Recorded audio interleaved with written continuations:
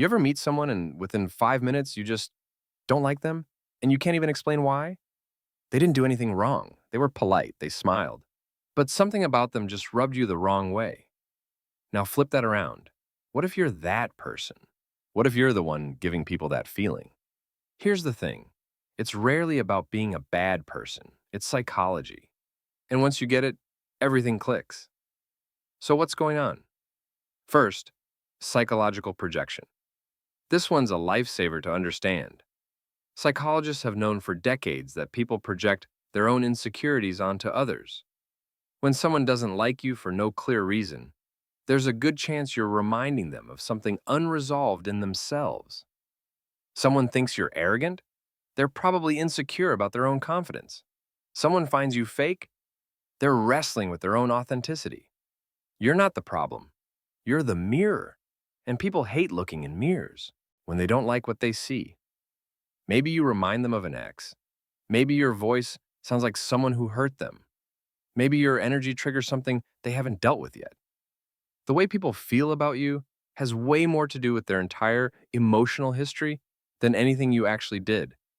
You're different in a way they can't even explain to themselves, so they just frame it as disliking you because. Next, people pleasing. When you're too focused on being liked, you stop being a person and start being a performance. You're monitoring every word, rehearsing responses in your head, saying yes when you mean no, always agreeing, always accommodating. And people can feel it. Research shows that when someone is constantly performing authenticity or niceness, it comes across as manipulative, even if that's not the intent.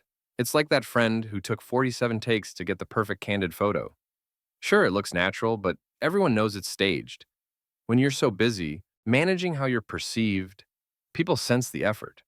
Being overly polite and accommodating can actually make people suspicious. Like you've got ulterior motives hidden behind all that superficial kindness. You're not letting anyone see the real you because you're too busy showing them what you think they want to see.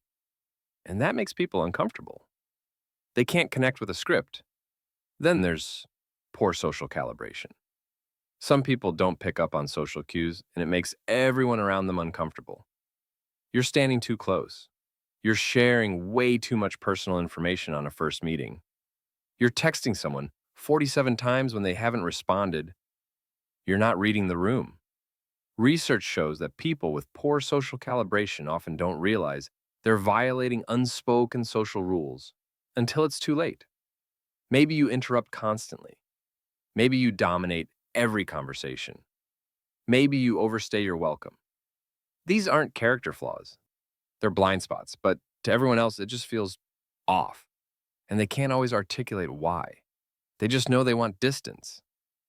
Another thing, compatibility mismatch. Sometimes people don't like you because your social rhythm is just off from theirs. You talk too fast, they talk slow. You're expressive, they're reserved, you overshare.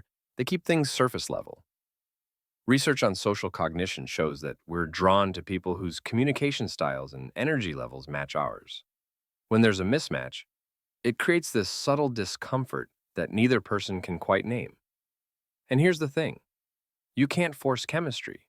You can't twist yourself into knots trying to make someone like you when the fundamental vibe isn't there.